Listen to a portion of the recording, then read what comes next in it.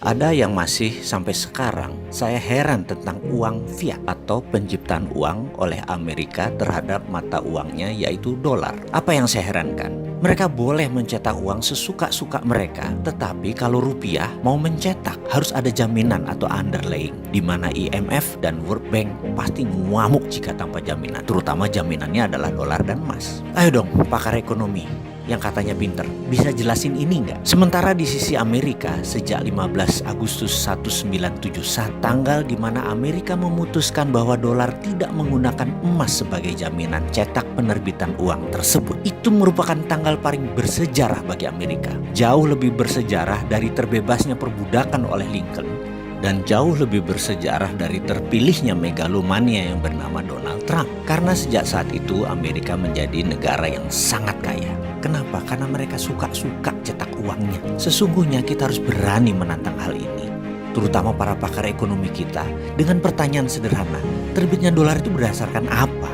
Boleh nggak sih saya heran dengan para dosen, para pakar ekonomi, para pejabat ekonomi, profesor, doktor ekonomi, mengapa mereka setuju Amerika cetak sak mau-maunya dan bahkan Anda mencari pembenaran-pembenaran, sementara negara lain tuh haram hukumnya untuk mencetak uang.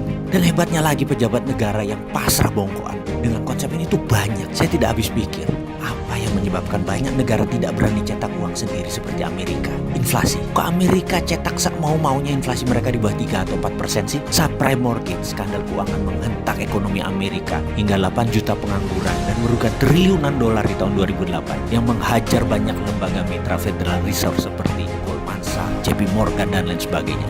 Hanya sebentar selesai masalahnya dengan Federal Reserve printing money billion dolar, lebih besar dari anggaran APBN Indonesia. Kita tanya kemudian, terus mana inflasinya di Amerika?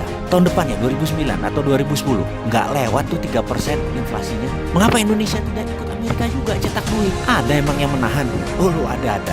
Yang namanya pakar ekonomi. Kayaknya ini biang masalah. Para pakar ini bisa kita curigai jangan-jangan mereka sebenarnya yang berkedok dengan pakar ekonomi tersebut, yang merasa pintar ekonomi, yang udah dicekoki guru dari John Maynard Keynes, Milton Friedman, ilmunya Friedrich Hayek, ilmunya Ludwig von Mises, terus merasa paling benar dan paham ilmu ekonomi, jadi harus tetap ikut aturan IMF, taat pada dolar, taat pada Amerika. Kita harus pasrah bongkokan dengan aturan World Bank dan IMF.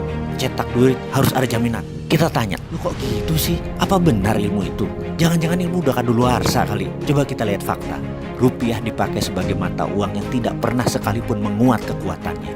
Yang katanya oleh pakar ilmu ekonomi mereka itu teorinya benar, manut dengan IMF. Mana hasilnya? Mana buktinya teori yang Anda praktekkan itu tadi berusaha membuat rupiah menguat atau Indonesia berjaya ekonomi? Tetap saja inflasinya besar tuh, bahkan defisit neraca perdagangan juga besar. Tetap rupiah melemah sepanjang jagat. Lebih dari 70 tahun Indonesia merdeka.